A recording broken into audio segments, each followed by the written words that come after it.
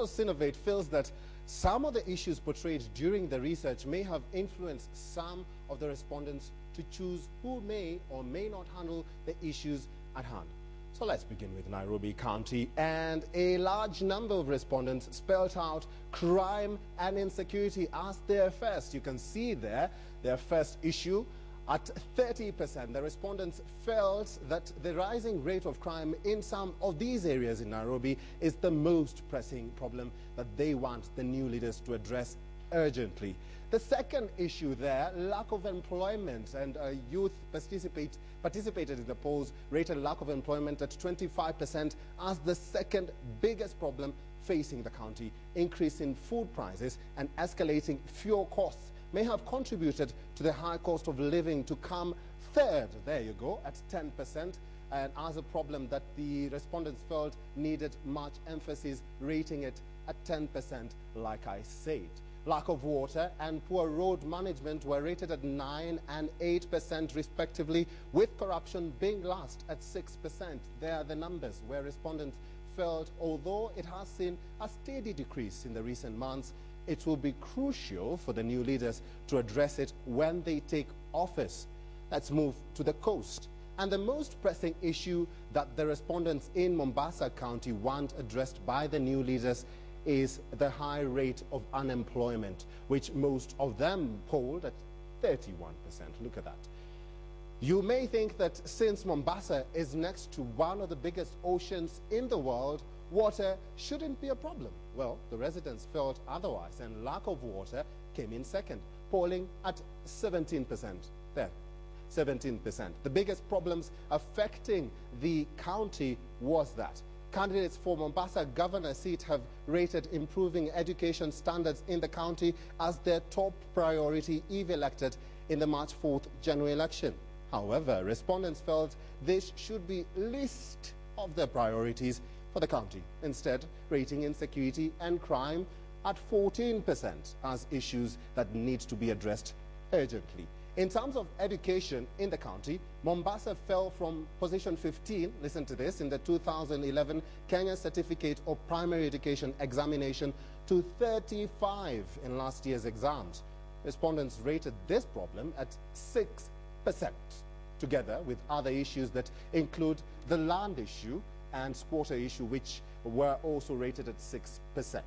Provision of essential services, the drugs menace, and making the Mombasa port more beneficial to residents were also pertinent in the polls, but most of all, respondents felt that these issues have contributed to the high cost of living and rate of corruption, which were rated at 3% and 2%. There you go, 3 cost of living and also 2% for corruption, respectively. The residents have a big task ahead of choosing who should be given the mandate to govern the second largest city and economic hub of this country, and these issues will play a big role in the decision.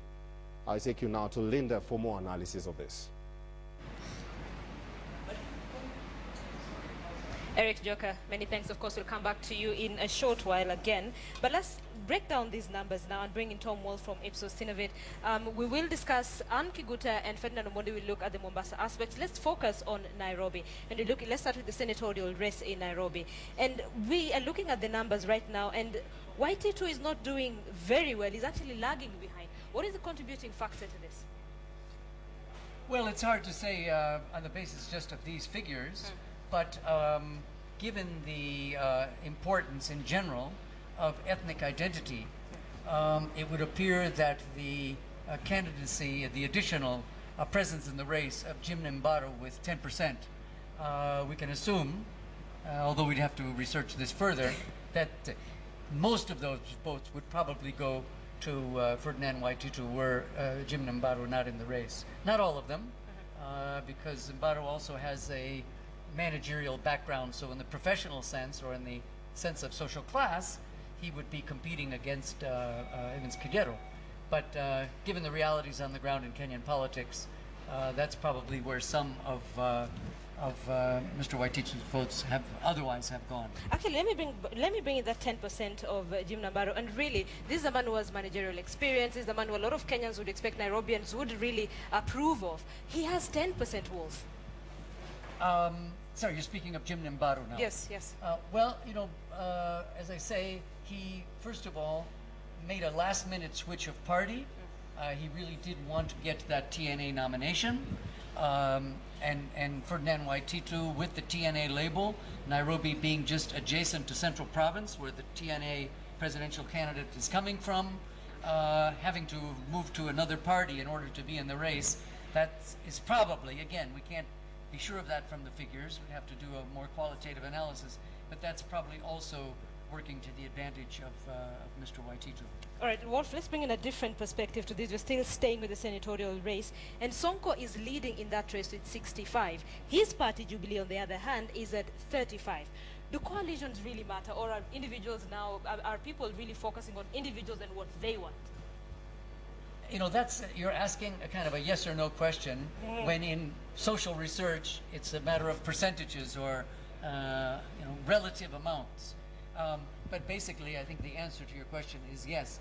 And as was mentioned in the first part of the presidential debate last night about the fluidity of the menu, if we can call it, of Kenyan political parties, really since the return to multi-party politics in 1992.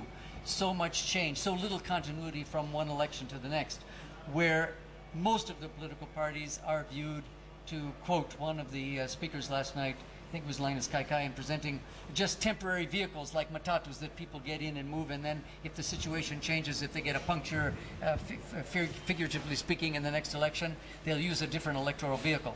So it's clear that at that level, parties don't seem to mean that much on the ground. Okay, ethnicity, does it play a factor in this? We have to talk about this. Yeah, surely it does. Because I'm looking at Sonko's numbers, right? And Sonko is right now at 65. Analysts would argue really that a lot of people who stay in Nairobi come from his ethnic background, that is Kambas. Does it play a role in this? Well, without maybe being precise, yes, I have looked at the figures, yeah, and I've seen that in comparing, for example, the Kamba and the Kikuyu population in Nairobi with regard to this race, Gideon Mbuvi actually has more support from the Mount Kenya side than he does among the Kamba. It's still a strong majority, and I think the only explanation for that is that on the Cord presidential ticket, we have a running mate from his community, from the Wiper Party, the current vice president, Honorable Musyoka, and that is probably one of the reasons that the support from the Kamba as an ethnic group in Nairobi are not giving him as much support as they would otherwise. Now, it will be very interesting to see in the 3 weeks remaining, when the presidential candidates come to Nairobi for their own vote hunting, how much they will, or how much energy will they spend in trying to pull along with them support for their candidates of their same parties on the ground. But I just wanted to end by saying, to talk about the importance of ethnicity in Kenyan politics is very, very complicated. We could have a longer discussion later, but the main reasons it's complicated is that no single ethnic group in this country has more than 20 or 21% of the population, and that's Kikuyu. So no one has a chance for national office without being very multi-ethnic, and that has influences going downward to these local races. Great. Well,